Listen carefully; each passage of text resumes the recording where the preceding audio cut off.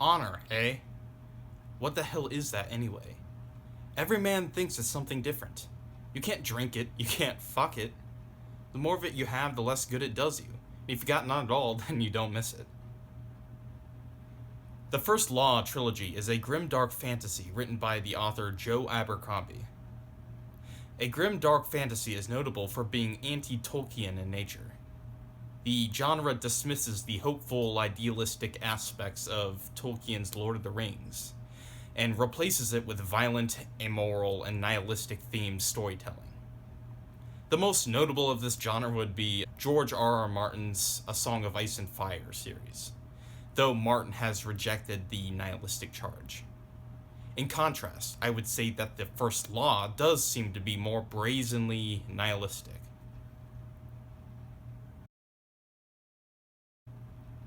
Overall, I did enjoy the series. If you are the type who can't read a book with characters that have unapologetically repulsive quirks, or a book with crushing depression and suffering, then I can't recommend the book. However, if you do like that sort of thing, then I can say that this book will be a ride. The trilogy is notable for its consistency. There's never really a missed step. If you find yourself hooked for the first book, you can rest assured that the rest of the trilogy will click for you as well. The trilogy is also notable for its characters, which are tragically flawed in very human ways. I would go so far as to say that these characters are more selfish and unlikable than those in A Song of Ice and Fire. What drive the interest, of course, are their conflicts and their unique struggles. The trilogy does an amazing job making these thoroughly repulsive characters engaging. Finally, the trilogy is notable for the twist that it provides throughout the story, particularly at the end of the trilogy, that redefines how the whole series is looked at. I personally found the ending to be great, and exactly what you should expect for a series of this kind. There were some flaws with the series as well, as nothing is perfect. Unfortunately, the First Law cannot boast the complex political intrigue that fascinated me when I was reading A Song of Ice and Fire. The latter series was so compelling not just because of its grimdark tropes and the associated genre subversions, but because of the complicated and engaging political machinations that made up the plot. While the First Law does try to incorporate some of this intrigue into the story, the plots are notably less complicated and interesting. Now, that said, perhaps you think A Song of Ice and Fire was too complex, even when considering only the first 3 of that series. If that is the case, then this book should work out just fine for you. This can only be a preference. The other problem I had with the series was the lack of a map. I found myself wondering about the layout and the movements of the characters, but Abercrombie is notable for rejecting the use of maps. The result is a lack of grounding for a lot of the events.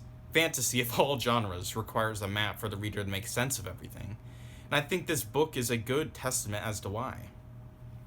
And finally, a few nitpicks just because I can.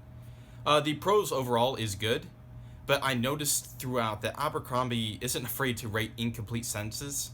I'm not sure why. I'm also not sure why I didn't really care that much. And also, sometimes the characters did come off as a bit tropey, which I didn't really care for. You know, Glocta is a self-aware asshole with snark.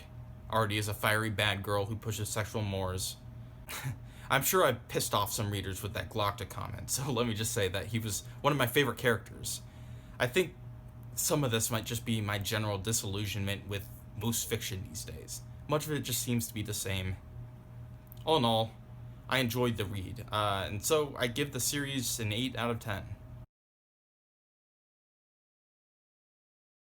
As I mentioned in the beginning, the trilogy is a grim-dark fantasy, and as such, much of the story centers on the subversion of many Tolkien-esque tropes. This is done primarily through the characterization and the conflicts over the course of the story. Blood gets you nothing but more blood. It follows me now, always, like my shadow, and like my shadow, I can never be free of it. I should never be free of it. I've earned it. I've deserved it. I've sought it out. Such is my punishment.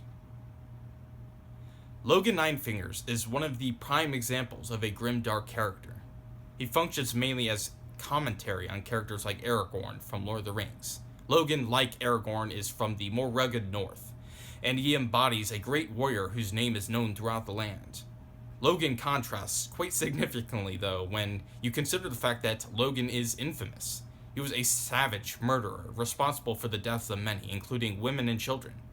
He's also ugly, his face sliced open with a plethora of scars.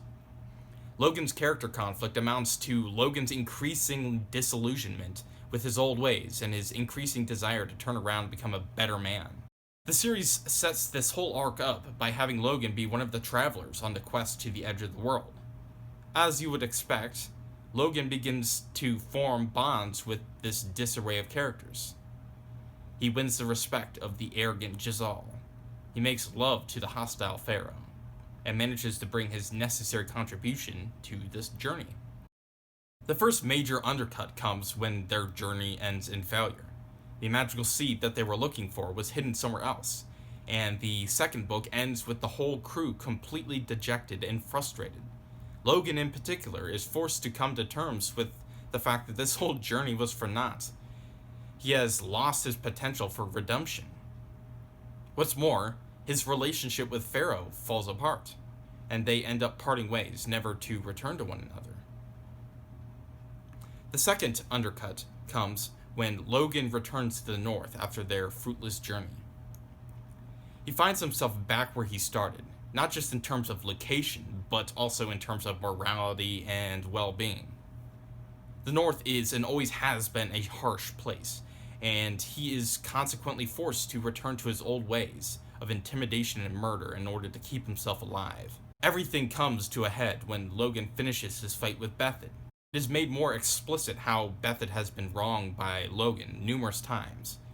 The reader is forced to realize more surely than ever that Bethid, for all his faults, falls short of Logan in terms of the faults.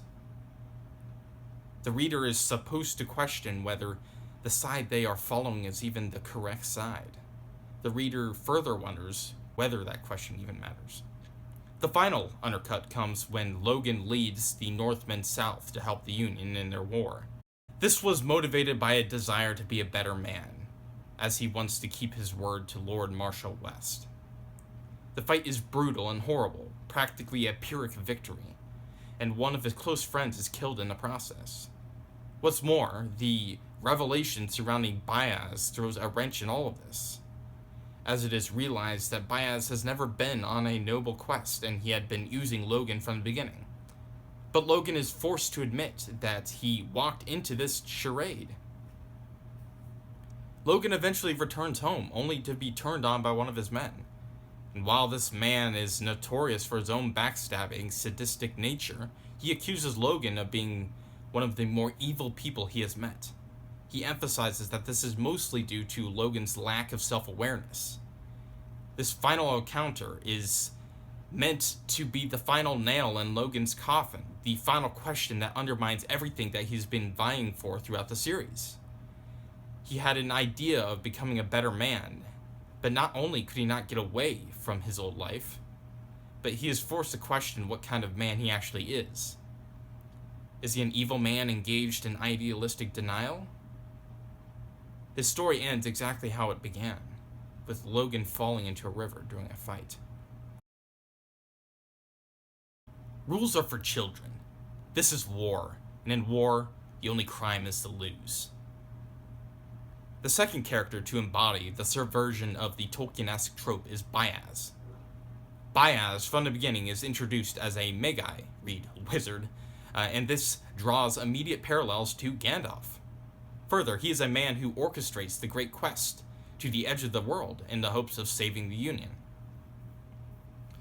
Along the way, he preaches at length about the wisdom he has garnered over the years. He gives advice on how to rule, and it becomes increasingly obvious that he's been around for hundreds of years and has even been actively involved in the government. This all gives off the image of a guardian protector. If he is not a deity, he is one step closer than the average human.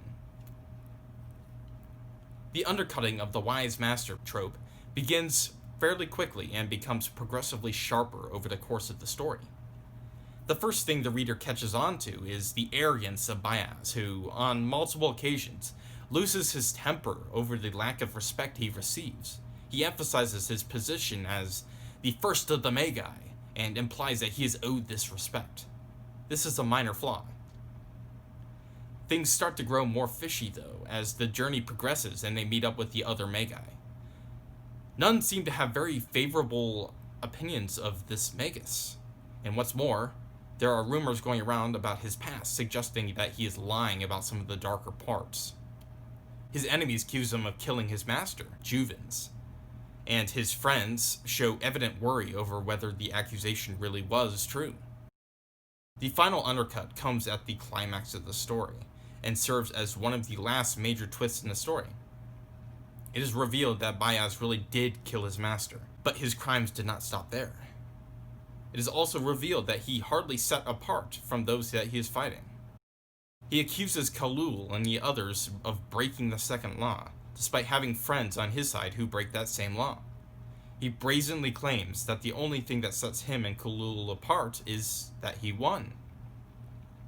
As the cherry on top, the full extent of his influence is revealed, showing the sheer mastery he has over puppeteering the politics of the Union. In short, Baez, far from being the noble guardian protector of the people, standing on the periphery guiding the Union through hardship, Baez is an arrogant, power-hungry prick, coldly manipulating everyone to force things to go his way. He sacrifices thousands in his petty feuds with Khalul. He doesn't show much regard for the lives of his people, and he actively suppresses attempts to give the populace power over their own lives. He is the creator of the Union, much like a god is the creator of the world, but he is painfully, horrifyingly human. You could not even guess at the things that I have done. Awful, evil, obscene. The telling of them alone would make you puke. They nag at me from time to time, but I tell myself I had good reasons.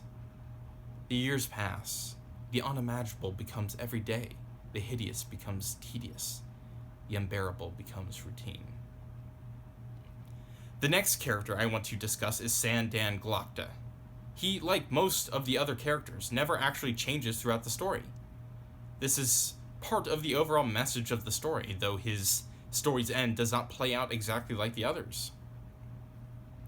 Glokta starts out as a crippled shell of a man, having withered away due to years of torture under the direction of the Gurkish Empire. He was once a proud and vain man, handsome and brave, but this vanity led to his capture and where he is now. A cripple who needs a cane to walk, twisted and ugly, condemned to eat only soup for the rest of his days. The most horrifying aspect of his character is his position within the Inquisition for the crown. He is a torturer himself now, and fully aware of this irony. Throughout the story, Glokta does many horrible things, from rigging election processes, to threatening gang rape, to torturing false confessions out of people. What's more is that he doesn't show scruples, other than through snarky comments about his relative place in the world. Unlike the rest of the characters, Glokta is completely self-aware, and unlike Logan, he doesn't show a consistent desire to change his ways. Glokta does come close to having that desire.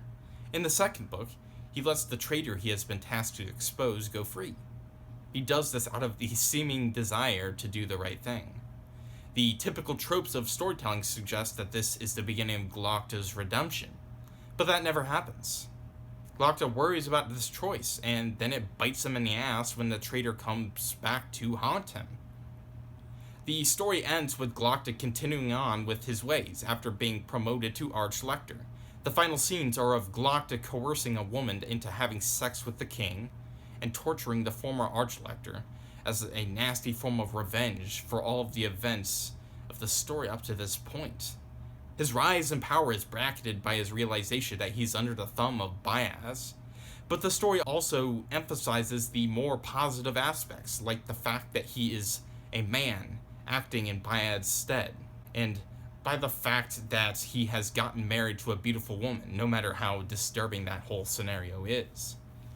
Unlike the other characters, the vibe of his story's end is one of a new beginning after winning a hard-fought battle. All of this is undercut by the realization that Glock is no different than he was before.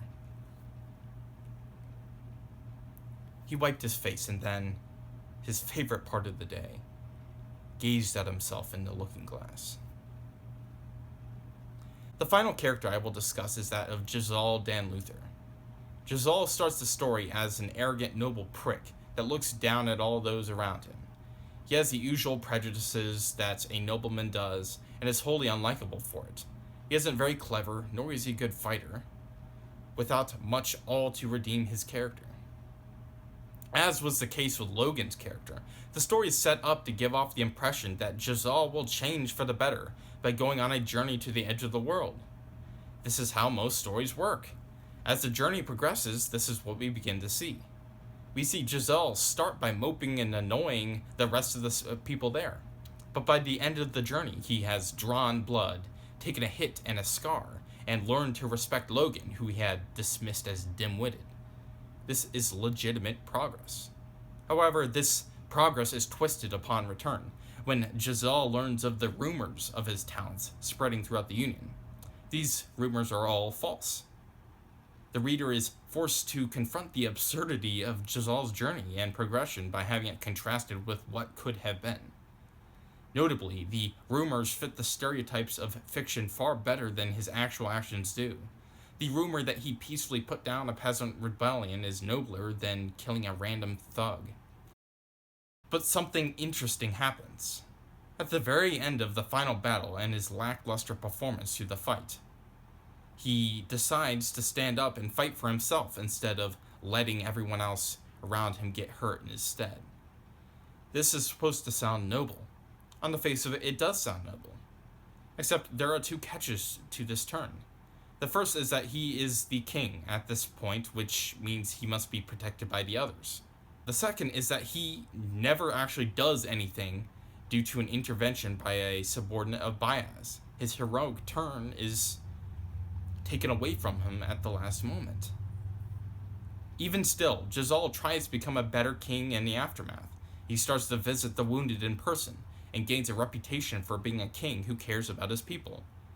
In spite of everything, Giselle seems to have actually changed, unlike any of the other characters. But the story undercuts this final point as well by clearly establishing Baez's control over him. He has turned into a good king with the love of the common folk, and with high-minded visions of progress.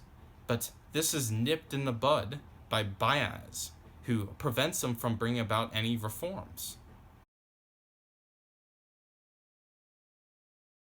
Conflict, violence, and futility are the common themes across all of the character arcs. Characters fail to change, either because they refuse, because their past and their circumstances won't let them. And even when they do change, they find themselves impotent in a cruel world. There is no justice, there is no nobility, and there certainly is no point.